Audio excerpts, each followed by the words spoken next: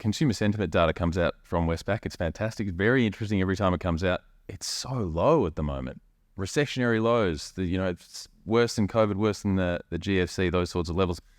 I guess this is a question almost for both of you. Do you think that Australians are going to be hard to convince that things are going to get better? We've had a pretty rotten few years. Is it hard to turn that ship around in terms of sentiment, making us feel better?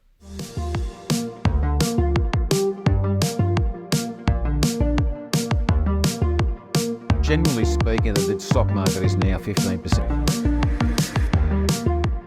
Look, we've seen consumer sentiment be in the doldrums for the last 2 years, since March of 2022, roughly. I'm convinced that you won't really see consumers feel optimistic, that is, cross over the 100 line until rate cuts materialise. I think it will take rate cuts. Now, when we tick our surveys, we say current economic conditions and the prospects of the economy, we feel quite downbeat about it, and that's the way we tick out the box. But then when you look at consumer spending trends, we're still spending at cafes and restaurants. Hospitality is one of the areas that actually stands out in terms of where we're spending, as is experience-based spending. I actually came to Melbourne for the first concert of Tay-Tay, i.e. Taylor Swift, and that was certainly very concrete evidence. Were you there too, Paul?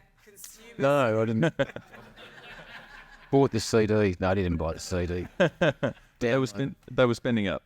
That's right. So, whilst we complain about the economy and our prospects, we are doing it with a glass of champagne and a cup of coffee in our hand. We are spending less when we're out and about. So when we go to the local restaurant, we're not spending $60 on the steak. We're spending $35 on a chicken parmigiana. So we are shifting down, and that is impacting the turnover of retailers, and that'll feed through to retail stocks as well in the share market.